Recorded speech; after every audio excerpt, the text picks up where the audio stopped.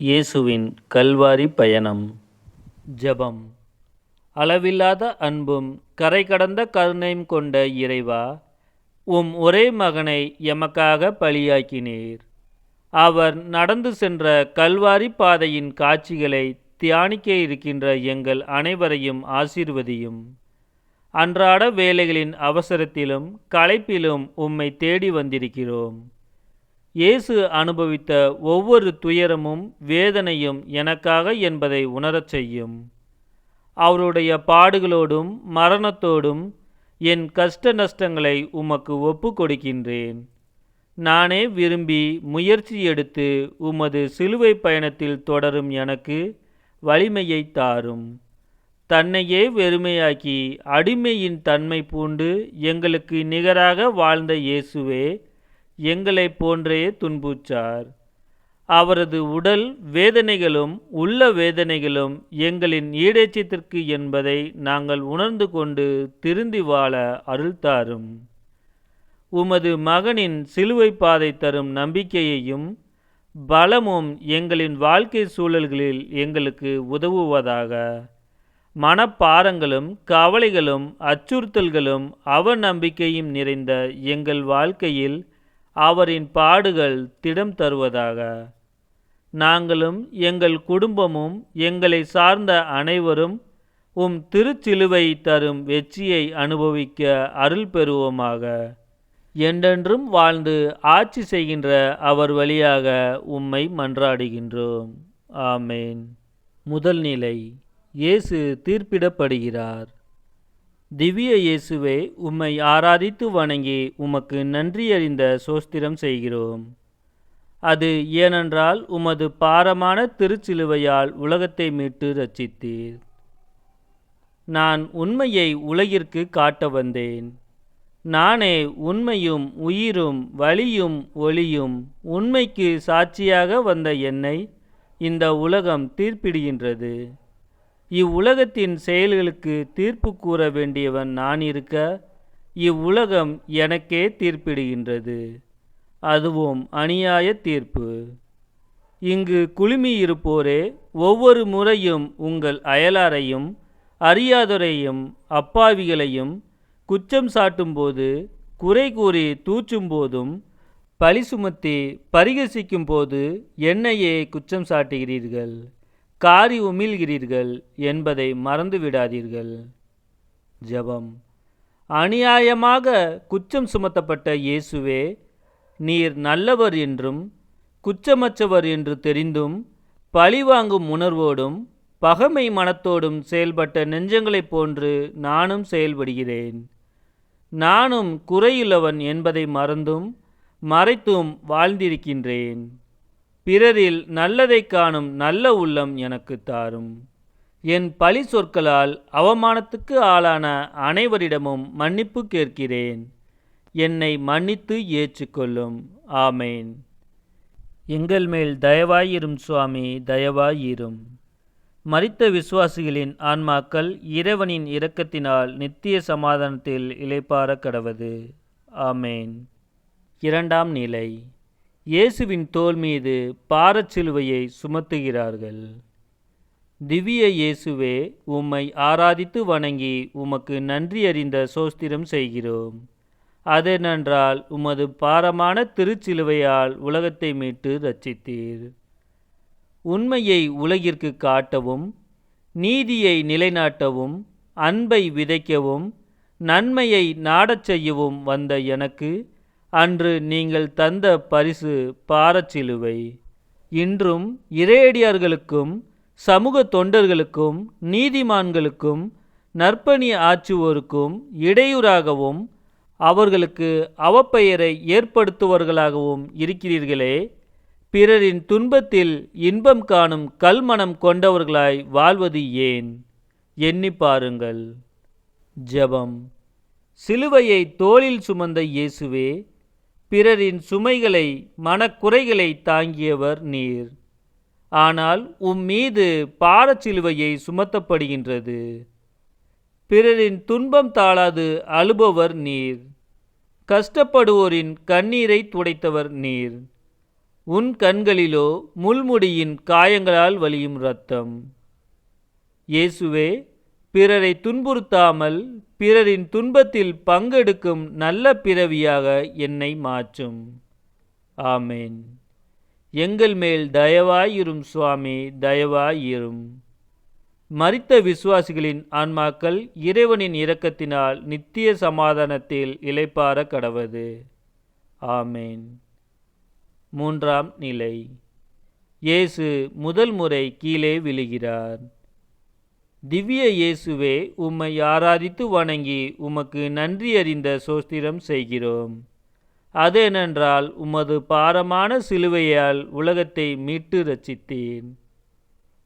உன் குற்றங்களுக்கும் பாவங்களும் எத்துணை கொடூரமும் வேதனையும் என்பதை நீ என்றாவது சிந்தித்தது உண்டா? இதே நான் தரையில் சிலுவையின் பாரம் தாங்காமல் ஒரு புழுவைப் போல் விழுந்து கிடக்கின்றனே. என்னை இந்த கோலத்திற்கு உட்படுத்தியது உன் பாவங்கள். நான் எழுந்து நடக்க வேண்டும் என்றால் உன் உதவி எனக்கு தேவை. உன் பாவங்களை விட்டு எழுந்திரு, அதற்கான உறுதி கொள். நீ உன் பாவங்களை குறைத்து திருத்தி நடந்தால் என் பாரம் குறையும்.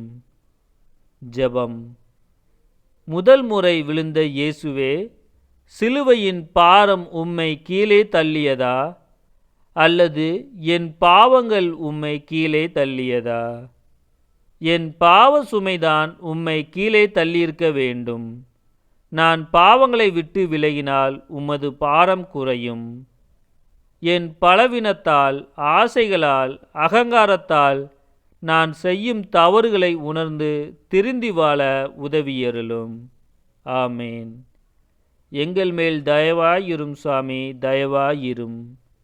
மரித்த விசுவாசிகளின் ஆன்மாக்கள் இறைவனின் இரக்கத்தினால் நித்திய சமாதானத்தில் இளைப்பாற கடவது. ஆமேன். நான்காம் நிலை. இயேசு தன் தாயை சந்திக்கிறார்.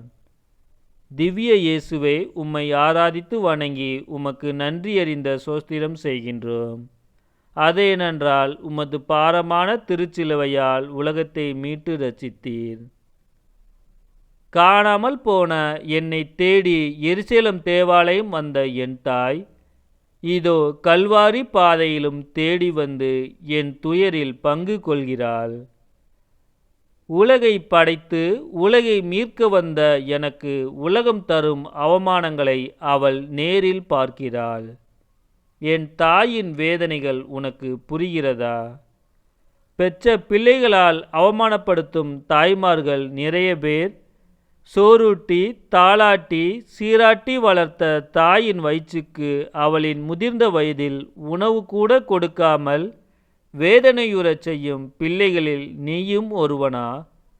தாயின் சந்திப்பு எனக்கு வலிமை தருகிறது. உன்னை பெற்றெடுத்த பெற்றோரை எண்ணிப்பார். ஜெபம். அன்பு தாயை சந்திக்கும் இயேசுவே, உன்னை சந்திக்கும் உன் தாய் உன் வேதனைகளைக் கண்டு கலங்கி நிற்கிறாள். மனித பலவீனங்களால் உனக்கு கொடுக்கும் அவமானங்களைக் கண்டு கதறுகிறாள். என் மனிதாபிமானற்ற செயல்களால் பிறரின் நலத்திற்கு கேடு விளைவித்திருக்கின்றேன். என்னை பெற்றெடுத்து ஆளாக்கிய பெற்றோருக்கு எதிராக நடந்தும் அவர்களுக்கு செய்ய வேண்டிய பணிவிடைகளை செய்ய மறுத்தும் வாழ்ந்திருக்கின்றேன். உன் தாயின் துன்பத்திற்கு நானும் காரணம்.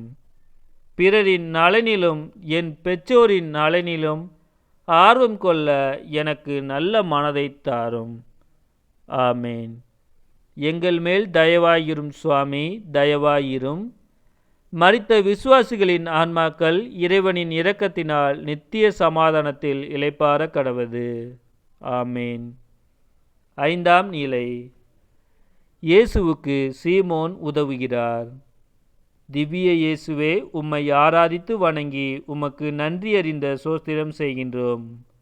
அது ஏனென்றால் உமது பாரமான திருச்சிலுவையால் உலகத்தை மீட்டு ரட்சித்தீர். என்னை சுற்றி இந்த சிலுவை பவனியை வேடிக்கை பார்க்க பரிதாபப்பட்ட எவ்வளவோ பேர் இருந்தும் என்ன பயன்? என்னால் குணப்படுத்தப்பட்டவர்கள், என்னால் பசியார உணவு உண்டவர்கள், என்னால் ஆறுதலும் ஆசீரும் பெற்றவர்கள் எவ்வளவோ பேர் இருந்தும் ஓர் அந்நியன் என் சிலுவையை சுமக்க கட்டாயப்படுத்தப்படுகின்றான். உனக்கு மனம் இல்லையா? என்னுடன் உறவாடவும் என்னை உட்கொள்ளவும் என்னில் நீ வாழவும் எவ்வளவோ வழி இருந்தும் என்னை விட்டு அகல்கின்றாய். பல சமயங்களில் பிற மதத்தவர் காட்டும் பற்றுதலும் நன்றியும் கூட நீ காட்டுவதில்லையே. உனக்காகவே வாழ்ந்த எனக்காக நீ ஏன் வாழக்கூடாது? ஜெபம். இயேசுவே, உமக்கு உதவி செய்த சீமோன் மட்டும் முன் வருகிறார், அதுவும் கட்டாயத்தினால். என் அசட்டுத்தனத்தால், கோழைத்தனத்தால், சோம்பலால் நல்ல பல செயல்களை செய்ய வாய்ப்பு இருந்தும் தவறியிருக்கிறேன். மற்றவர்களுக்கு நீர் காட்டிய கனிவும் இரக்கமும் அளவிட முடியாதது. உமது சீடனாகிய எனக்கும் அதே அன்பை கற்றுத்தாரும். ஆமீன். எங்கள் மேல் தயவாயிரும் சுவாமி, தயவாயிரும். மரித்த விசுவாசிகளின் ஆன்மாக்கள் இறைவனின் இரக்கத்தினால் நித்திய சமாதானத்தில் இளைப்பாற கடவது. ஆமீன். ஆறாம் நிலை. வெரோனிக்காள் இயேசுவின் திருமுகத்தை துடைக்கிறாள். திவ்ய இயேசுவே, உம்மை ஆராதித்து வணங்கி உமக்கு நன்றியறிந்த சோஸ்திரம் செய்கிறோம். அதேனென்றால் உமது பாரமான திருச்சிலுவையால் உலகத்தை மீட்டு ரட்சித்தீர். வெரோனிக்காவை போன்று என் முன் அமர்ந்து என் பாடுகளை தியானிக்கும் நீயும் என்னால் படைக்கப்பட்ட மனித பிறவிதானே. அவளுக்கு இருந்த மனத்திடமும் ஆழ்ந்த அன்பும் உனக்கு இல்லையே. வெரோனிக்காவை என்றோ ஓரிரு முறை சந்தித்திருப்பேன். உன்னை நான் தினமும் திருப்பலியில் சந்திக்கிறேன். 24 மணி நேரமும் உனக்காக காத்திருக்கிறேன். இன்னும் உனக்கு என் மீது விசுவாசமும் அன்பும் ஏற்படாதது ஏன்? எனக்காக நீ செய்ய துணிந்தவை என்ன? வெளி வேடங்களால் உன் அன்பை காட்டாதே. உண்மையான கிறிஸ்துவ வாழ்வு வாழ முயற்சி செய். உதட்டளவில் என்னை போற்றாதே. உன் வாழ்க்கையால் என்னை போற்று. ஜெபம்.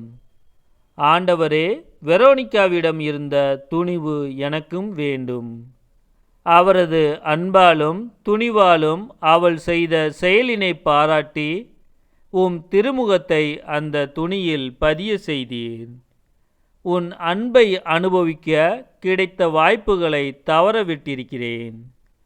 உம்மை வழிபாடுகளிலும் திருப்பலியிலும் சந்திக்க தவறியிருக்கிறேன். என் விசுவாசம் உறுதியானதாகவும் வாழ்வுக்கு நம்பிக்கையும் துணிவும் தரக்கூடியதாகவும் மாற்றும். ஆமேன். எங்கள் மேல் தயவாயிரும் சுவாமி, தயவாயிரும்.